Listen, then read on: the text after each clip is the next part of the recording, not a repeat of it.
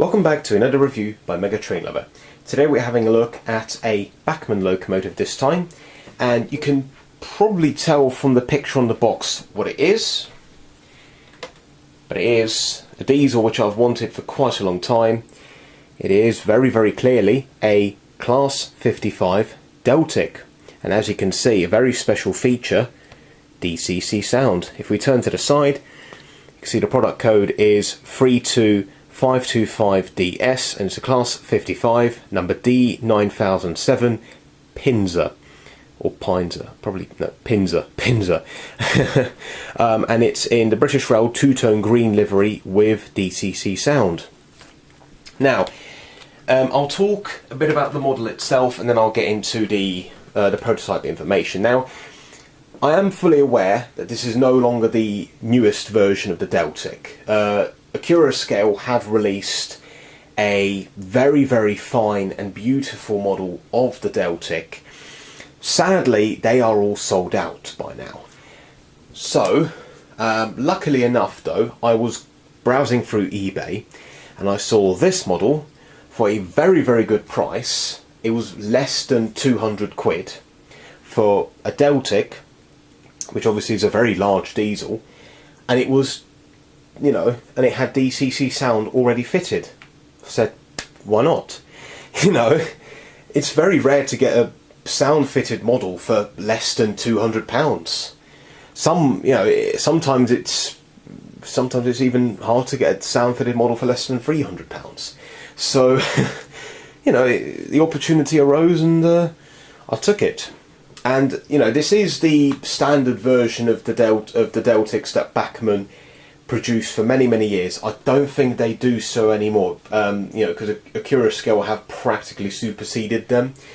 But I still feel this is a very nice model of the Deltics. Of course, I don't have an Accurascale one to compare, but yeah, I won't say any more because then I'll spoil the review. Anyway, so a bit of history about the real-life examples. Now, obviously, I'm not going to go into too much detail because the Deltics are very well-known diesels, but they were a class of 22 diesel locomotives built between 1961 and 1962, and they were built by English Electric at the Vulcan Foundry in Newton-le-Willows. They were built to haul express trains on the East Coast Main Line. So the main locomotives they replaced were the A4s, but they also replaced the Gresley A1 and A3s as well. But the A4s were the main locomotives they replaced, as the Class 55s took over the toppling jobs on the East Coast Main Line. Now, they gained their nickname Deltics after the Napier Deltic power units, which they're fitted with, basically the engines. And let me tell you, they are extremely loud. And there's two of them fitted, actually. Not on the model, of course, on the real thing. But they're very loud. So yeah, and I think and because of their uniqueness, you know, these are very popular with enthusiasts. I know some people who don't like them, but majority of people I do know, they really like Deltics. I'm in one of that category. I really like Deltics. They're not my absolute favourite, but they're definitely in my top 10. Now, withdrawals started in 1980 once the HSDs started taking over their work on the East Coast Main Line. The HSDs actually entered service in 1978 on the ECML. But the first withdrawal of the Deltic started in 1980, and the final example was withdrawn in 1981. A farewell tour was held in January 1982. 6 examples have been preserved. These include Royal Scots Grey, the King's Own Yorkshire Light Infantry, the Green Howards just had a cab, Lissadon, Tullia, Gordon Highlander and Royal Highland Fusilier. There are 2 more, of which the cab is preserved, and that's the Green Howards and Argyll and Sutherland Highlander.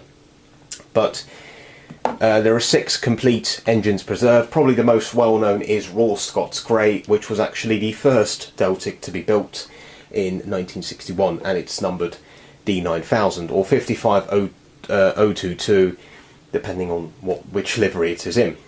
Anyway, enough about the real locomotive. We want to see the model. So we're going to put the box to one side. As you can see, it is the older Bachmann packaging, so this is a fairly old model, but the tooling for it remained relevant for as long as Bachmann did the Deltics. But we're going to put that to one side, and the locomotive is just here, and I have to be very careful because it is huge. Wow.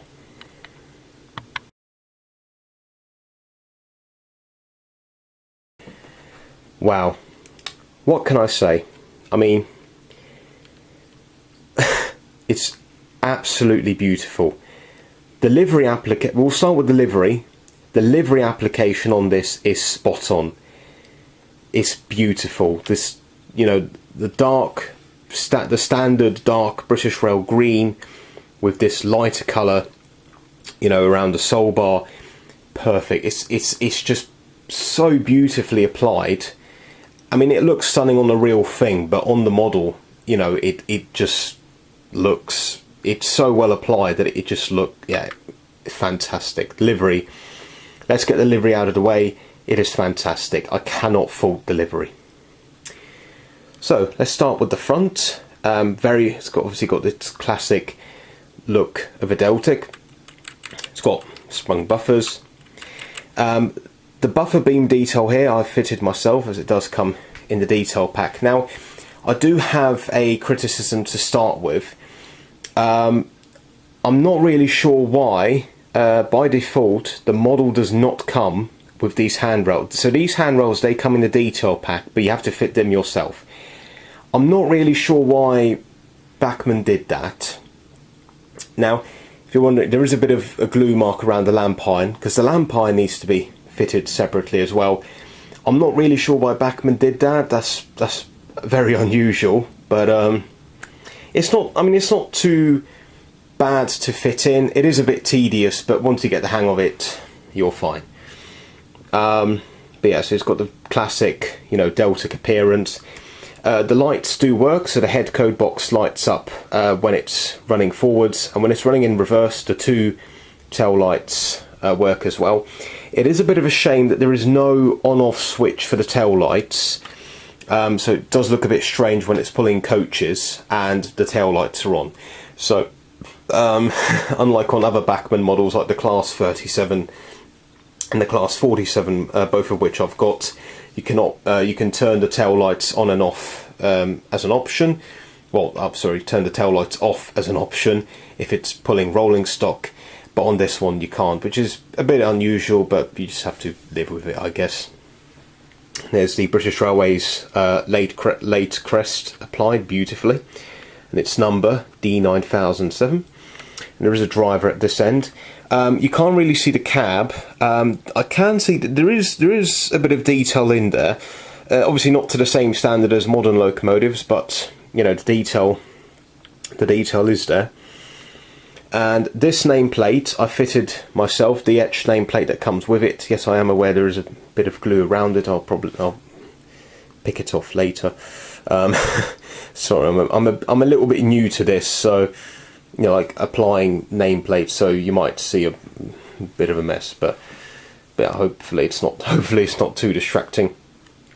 And you can see you get the fuel tank underneath, and I think one of them's a water tank as well, because this would have been fitted with steam heating in this era.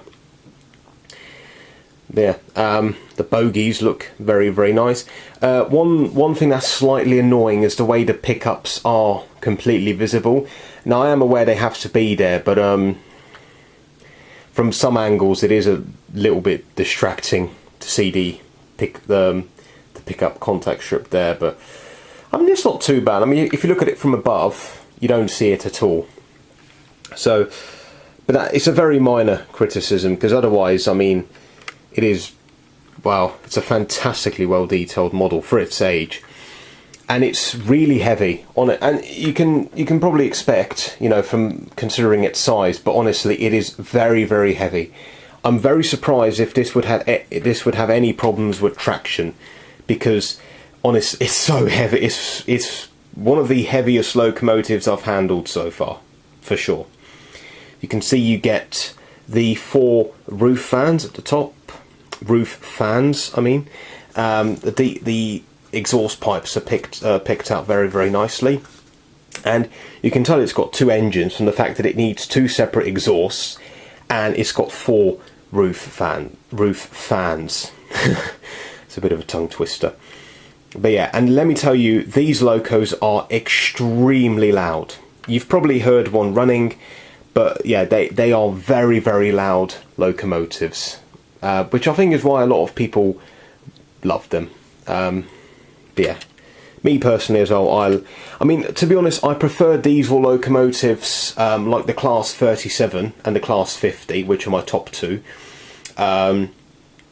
And basically, I prefer diesel engines which, you know, make a proper kind of like thump, thump, thump kind of noise, whereas this one's very much like a brrrr kind of noise.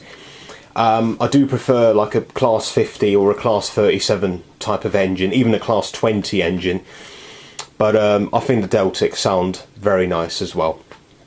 I mean, it's a bit Marmite. You either love it or you hate it, but yeah, there's not much else to say really. I mean, Deltics are very popular diesels obviously in preservation.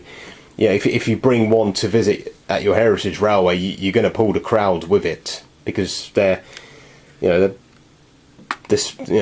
very popular. You know, there's not much else to say about them. And this model is very nice. I mean, considering it's a fairly old tooling, this must be about 20 or 15 years old, maybe even older. It's very, very nicely detailed. Aside from the fact that I had to fit the handrails, but we can overlook that.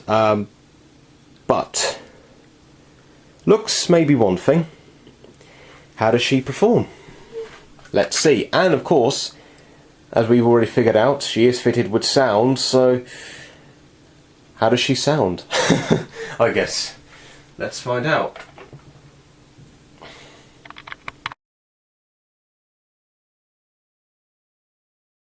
So here we have the Bachmann Class 55 Deltic on the track, and what we're going to do is we're going to go through some of the functions. Obviously it's sound fitted, so function 0 turns on the directional lights, as you can see, and if I switch direction you can just about see that the tail lights do come on. Function 8 turns on the cab lights. There you go. We're going to keep the cab lights on, and we're going to start with function 10, which is the Spirax valve. Obviously this is the sound you'd hear when the locomotive is idle.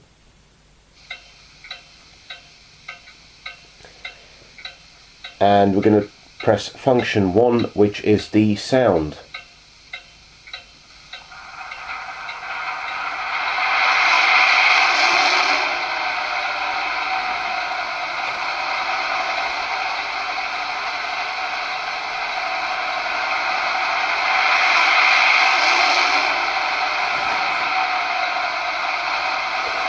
Wow, that sounded really, really good. So function 9 is the guard's whistle, and function 2 is a single horn. Function 3 is a double horn.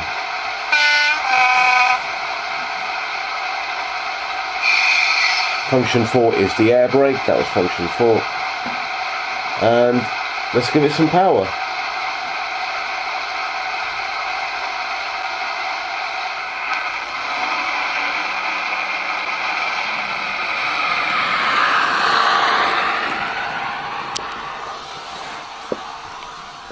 Wow.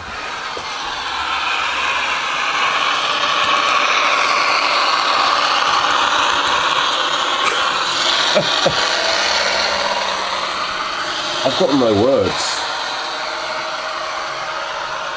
Crikey, that is loud.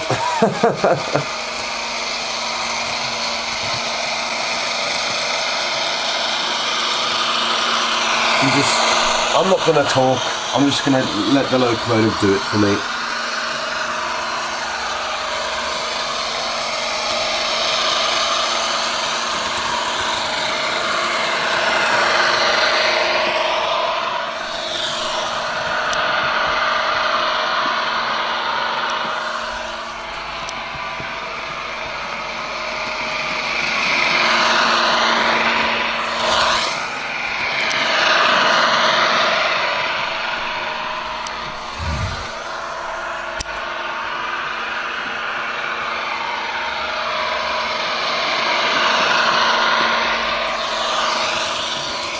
Yeah.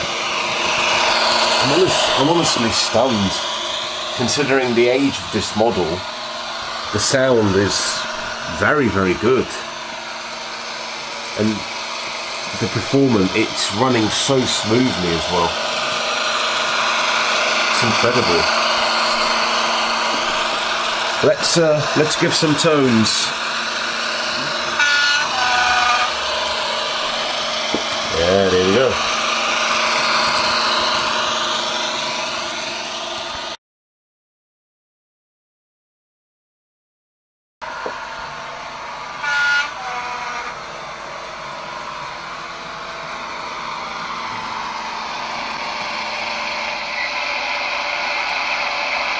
Just to conclude this video, I'm very, very impressed with my model, for the price I paid for it. Why is it shutting down? No, it's not. Yeah, for the price I paid for it, the quality of the sound is, obviously it's not up to the same standards as modern locomotives, but it's still really, really good for its age. So yeah, thanks very much for watching, and I shall see you in the next video. Goodbye.